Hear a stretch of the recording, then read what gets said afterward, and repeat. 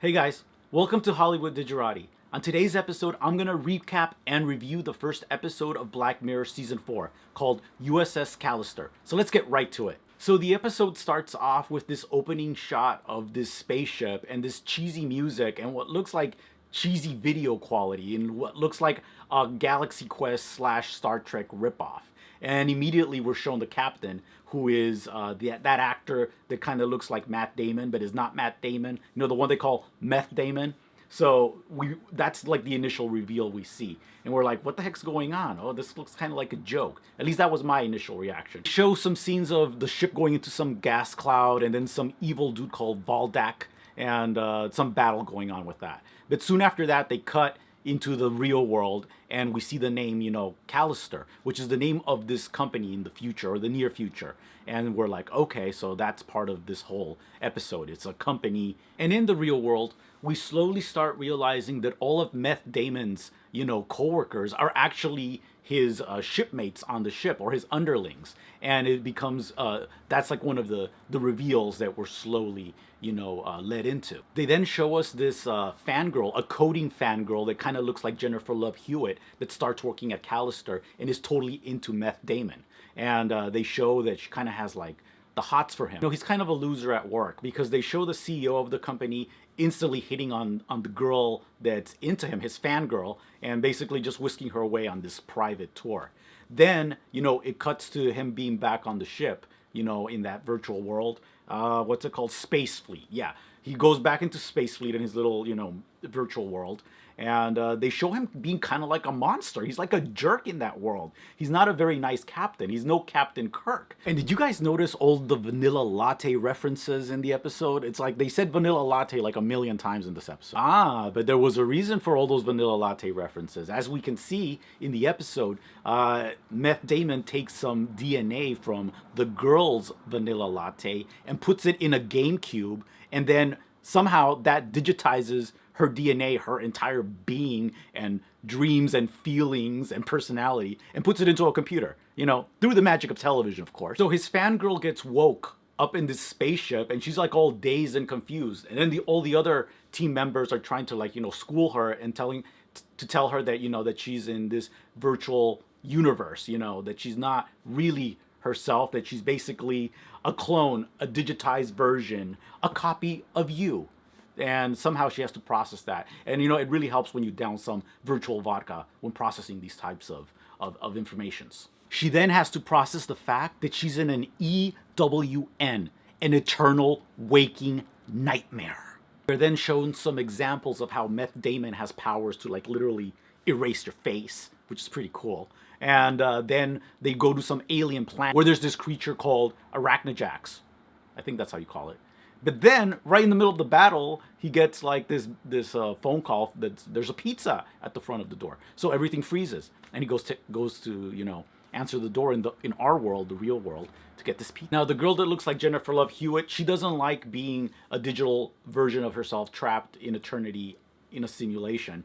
So she basically hacks her way into the real world, and Meth Damon finds out, and then he kills the fake Ahura because of her, hacking attempt, which is not cool. That was not cool. Yeah, as they said in the episode, Ahura was monsterfied. So then the coding fangirl comes up with another one of her great ideas on how to get out of this virtual world and tries to get everybody on board on the ship. And everybody says yes, except that guy that's from Westworld. And he's like, no, I can't do it. I can't do it because, he brought my virtual child back from the world and I saw him die. He forced me to watch him. And you guys, if you watch the episode, Meth Damon did not force him to watch it. I saw the episode. He peered through the glass of that door. He wasn't forced to see his son get sucked out of the airlock and frozen and cracked into porcelain pieces. And so anyway, so Code Girl's brilliant plan is to fly the ship into a wormhole, which is some kind of,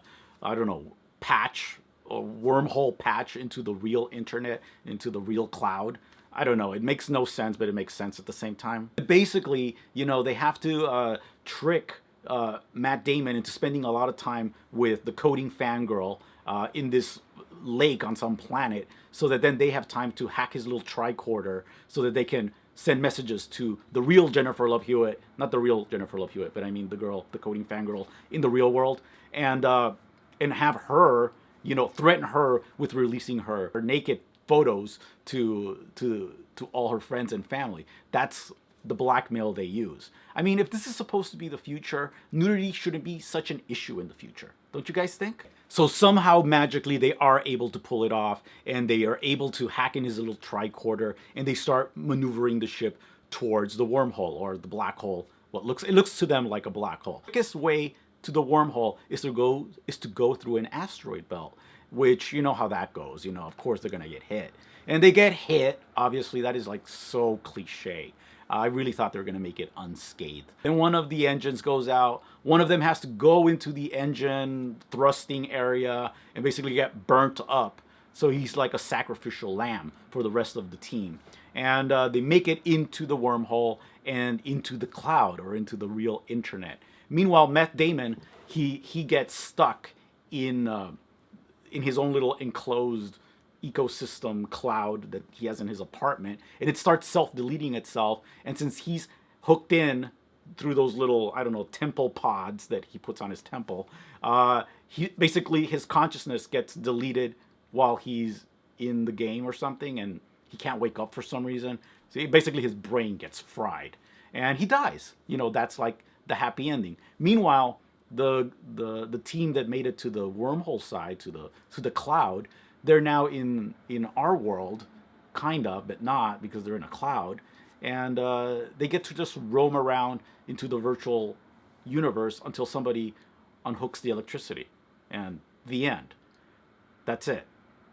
So first off, the episode was way too long. They could have done all of that I said in a good 48 minutes. It didn't have to be like over an hour. I really thought the episode was a little too long. I really expect Black Mirror to give me the creeps, or to give me the chills. Kind of like this.